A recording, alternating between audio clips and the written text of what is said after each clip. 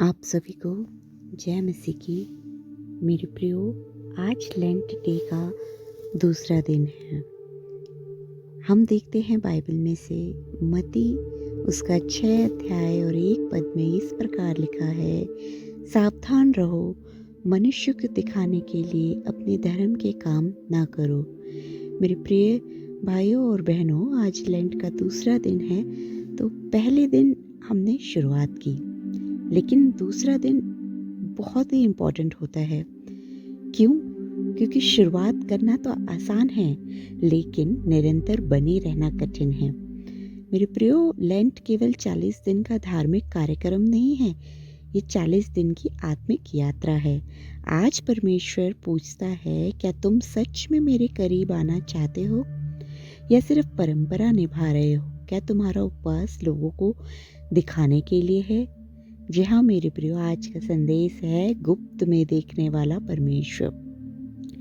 परमेश्वर हमारा गुप्त जीवन देखता है। मेरे प्रियो, मत्ती उसका 6 अध्याय और 4 पद में भी इस प्रकार से लिखा है, तेरा दान गुप्त में रहे और तेरा पिता जो गुप्त में देखता है तुझे प्रतिफल देगा।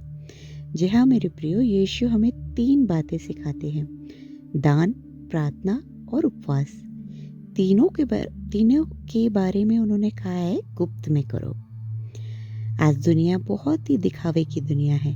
लोग स्टेटस डालते हैं, सोशल मीडिया पर पोस्ट करते हैं, दूसरे को बताते हैं कि मैं क्या कर रहा हूँ, फास्ट कर रहा हूँ, जो भी है लोगों को बताते हैं। लेकिन परमेश्वर पूछता है, जब आपको कोई नहीं देखता तब तुम कैसा व्यवहार करते हो या क्या करते हो?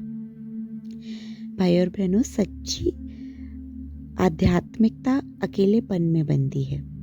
आप चर्च में पवित्र दिख सकते हैं, लेकिन घर में गुस्सा करते हैं, तो परमेश्वर वह आप सब कुछ जानता है। आप बड़ी बड़ी जगहों में गवाहियाँ दे सकते हैं, लेकिन मन में घमंड हो या बुराइयाँ हो तो परमेश्वर आपको बहुत बखूबी जानता है। लेंट का दूसरा दिन ये कहता है, अपने गुप्त जीवन को जांचो। सच्ची प्रार्थना क्या है मेरे प्रियो? सच्ची प्रार्थना वो है जो कि हम कोठरी में जाकर करते हैं। कोठरी का अर्थ केवल कमरा नहीं है, कोठरी का अर्थ है जहाँ सिर्फ आप और परमेश्वर हो। कभी कभी हम लंबी सार्वजनिक प्रार्थना करते हैं, लेकिन व्यक्तिगत प्रार्थना नहीं करते।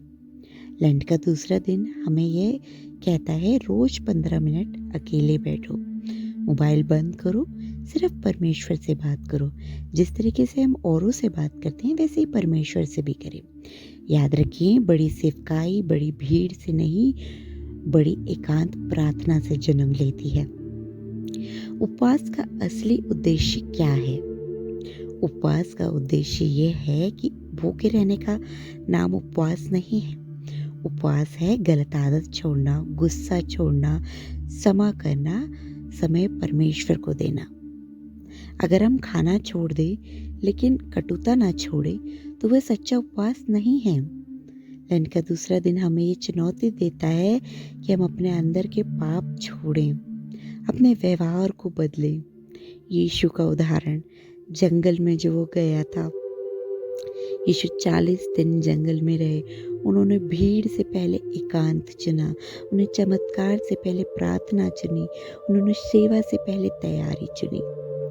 अगर यीशु को तैयारी की जरूरत थी तो हमें कितनी ज़्यादा है।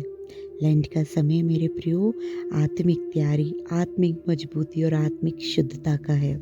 हमें अंदर से मजबूत बनना है। एक पेड़ बाहर से हरा दिख सकता है, लेकिन जड़ें कमज़ोर हो तो गिर जाएगा। आज भी कई लोग बाहर से तो मजबूत दिखते हैं, लेकिन अंदर से टूटे हुए हैं। लेंट का दूसरा दिन कहता है, अपनी जड़ें मजबूत करो। कैसे? रोज वचन पढ़ें, रोज प्रार्थना करें, रोज आत्म परीक्षण करें। जब आपकी जड़ मजबूत होगी तो परीक्षा भी आपको नहीं गिरा पाएगी। मेरे प्रियो, आज घर जाने से पहले खुद से पूछिए, क्या मैं दिखावे का मसीह हूँ या मेरा गुप्त जीवन शुद्ध है? क्या मैं सच में बदलना चाहता हूँ? परमेश्वर आपको शर्मिंदा करने के लिए नहीं, बल्कि बदलने को बुलाते हैं।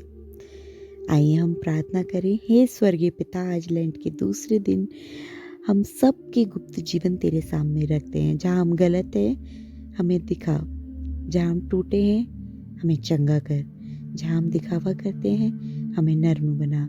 हमें ऐसा जीवन दे जो गुप्त में भी पवित्र हो। यीशु के नाम से आमीन।